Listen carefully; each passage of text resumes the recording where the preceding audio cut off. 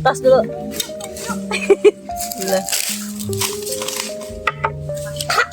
Berapa pentingnya sih cinta dalam pernikahan?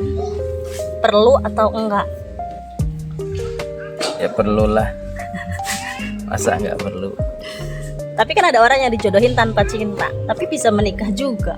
Kan nanti tumbuh sendiri cintanya itu. Kalau saling menerima.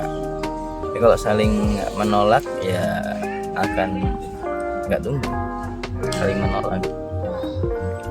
Kalau lama-lama mau menerima satu sama lain, ya insya Allah tumbuh rasa cinta akan tumbuh. Jadi cara menumbuhkan cinta itu gimana? Dengan saling menerima. Masa sesimpel itu sih gitu loh. Emang gitu kan, mau dibikin ribet ya drama-drama dulu. Karena kan kalau kita baru nikah itu kan ada doanya tuh buat pengantin. Semoga ini ya menjadi sakinah, mawaddah, warohmah. Nah, yang menumbuhkan sakinah, mawaddah, warohmah itu gimana gitu loh caranya supaya rumah tangga itu menjadi rumah tangga yang sakinah, mawaddah, warohmah, wamahabbah. Saling menerima, saling ridho. Itu aja. Iyalah. Atau dijelaskan dong, coba biar. Ya kan kalau misalnya kita mau sakinah gimana? Kalau misalnya suami nggak menerima kondisi istri, misalnya kalau bajunya kurang bersih, atau istri nggak menerima kondisi suami kalau misalnya gajinya kurang cukup, nggak akan saling menerima. Tapi kalau saling menerima, saling ridho, meskipun satu sama lain ada kekurangan, ya akan saling menerima apa adanya, saling melengkapi. Nah itu kan munculnya sakinah di situ, mawaddahnya di situ, rahmahnya di situ. Tapi kalau saling menuntut, saling menginginkan sesuatu sesuai versinya dia masing-masing, ya namanya kan belum bisa saling menerima satu sama lain. Nggak akan muncul sakinah mawaddah warahmah. Meskipun mungkin sebelumnya cinta, meskipun mungkin sebelumnya suka gitu ya. Pas sudah menikah, hidup bersama kok gini, kok gitu. Loh, kok ternyata begitu, nggak bisa menerima satu sama lain, kekurangan masing-masing dan kelebihan masing-masing, ya sudah.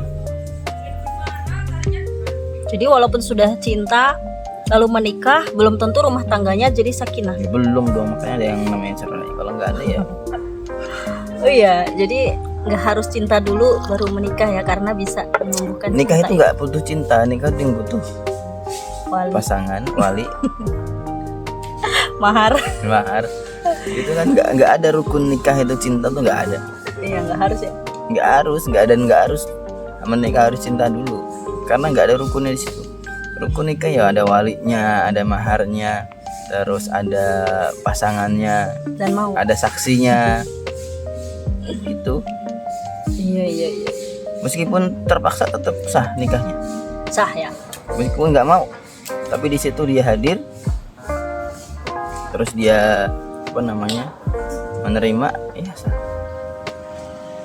Nah, terus kalau misalnya dalam rumah tangga itu kan ada ribut-ributnya, berantemnya, itu masih bisa dibilang sakinah nggak sih?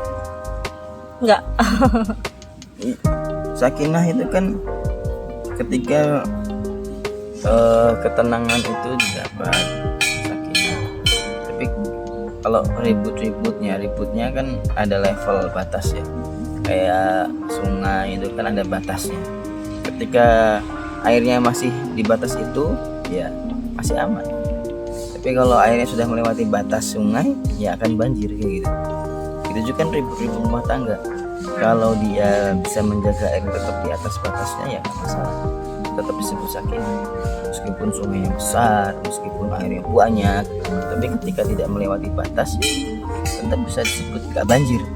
Meskipun aliran sungainya deras, meskipun sungainya penuh, airnya banyak, sungainya besar, tapi tetap bisa menjaga di bawah level banjir. Tapi kalau meskipun sungainya dikit, ternyata sungai dikasih aliran air yang agak banyak meluap, ya udah, meskipun airnya sedikit tetap akan disebut meluap, kan. Terus batasannya itu apa ya? Batasan masing-masing. Secara apa ada batasan baku gitu dari syariat atau kita yang bikin sendiri batasannya? Iya, batasan masing-masing. Karena yang menjalankan berdua, bisa jadi satu orang rumah tangga orang yang satu, misalnya masalah kopi yang nggak pahit nggak manis, ribut kopi nggak manis gitu kan. Tapi ada satu rumah tangga yang sayurnya asin, ya santai aja. Kan batasnya masing-masing, nggak bisa disamain. Ada yang di tempat yang sama, di kota yang sama, dengan harga kebutuhan pokok yang sama. Ada satu keluarga yang penghasilannya sekian, bisa nerima, nggak ada masalah.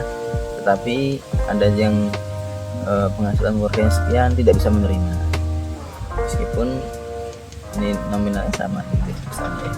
Karena batas-batas itu yang buat ya masing-masing suami dan istri, masing-masing keluarga. Kalau ternyata batasnya itu sudah tidak bisa dibendung lagi, lalu terjadi perceraian, itu bagaimana tuh? Ya, gimana? Berdosakah mereka karena tidak bisa menjaga perceraian itu kan bukan sesuatu yang haram, tapi dibenci Allah kan? tapi kan nggak haram. Tapi kan dibenci. Tapi kan nggak haram. Jadi gimana tuh? Ada Jadi, batasannya. Perceraian itu bukan sesuatu yang haram. Dalam artian, ketika sesuatu itu bukan haram, ada kebaikan di situ yang bisa kita lihat. Misalnya, ada orang bercerai itu baik-baik juga ada kok. Baik-baik juga ada.